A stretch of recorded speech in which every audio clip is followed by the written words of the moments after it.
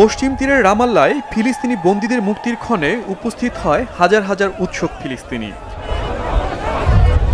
498 দিন পর ইসরায়েলের কাছ থেকে 369 ফিলিস্তিনি মুক্তি পেল। এসব ফিলিস্তিনিদের মধ্যে 333 জন বন্দী এবং যাবজ্জীবন কারাদণ্ডপ্রাপ্ত ছিলেন 36 জন। ফিলিস্তিনি বন্দীদের মুক্তিতে পুরো পশ্চিম তীরে এক আনন্দ ঘন পরিবেশ বিরাজ করে। স্থানীয় সময় সকাল 10টার দিকে গাজার দক্ষিণাঞ্চলীয় শহর খান ইউনিস থেকে 3 ইসরায়েলি বন্দীকে মুক্তি দেয় ফিলিস্তিনের স্বাধীনতাকামী সংগঠন হামাস।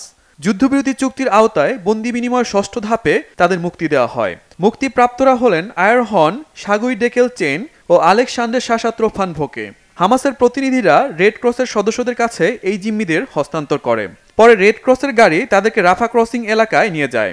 সেখানে অপেক্ষায় ছিল ইসরায়েলের অভ্যন্তরীণ নিরাপত্তা সংস্থা শিন বেটের কর্মকর্তারা। রেড ক্রসের প্রতিনিধিরা কর্মকর্তাদের হাতে জিম্মিদের হস্তান্তর করে। পরে আইডিএফ এর গাড়িতে চেপে 3 ইসরায়েলি জিম্মি ইসরায়েলে প্রবেশ করে।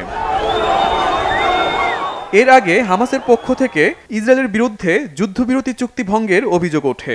ফিলিস্তিনি সংগঠনটি দাবি করে ইসরায়েল শর্ত ভেঙে গাজায় ত্রাণবাহী ট্রাক ঢুকতে বাধা দিচ্ছে। তবে ইসরায়েল এর প্রতিক্রিয়ায় আবারও যুদ্ধ শুরুর হুমকি দেয়। দেশটির রিজার্ভ বাহিনীকেও সর্বোচ্চ সতর্ক থাকার পরামর্শ দেওয়া হয়। পরে যুদ্ধবিরতি চুক্তির অচল অবস্থা এড়াতে মধ্যস্থতার কাজ করে মিশর ও কাতার।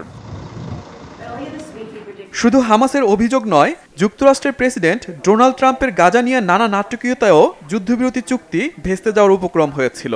ট্রাম্প গাজা শহরকে কিনে আধুনিক শহরে পরিণত করবে এমন প্রস্তাবে ইসরায়েল স্বাগত জানালেও হামাস ও আরব রাষ্ট্রগুলো তা দৃঢ়ভাবে প্রত্যাখ্যান করে। Shahid Arafat, Bangla vision, news desk.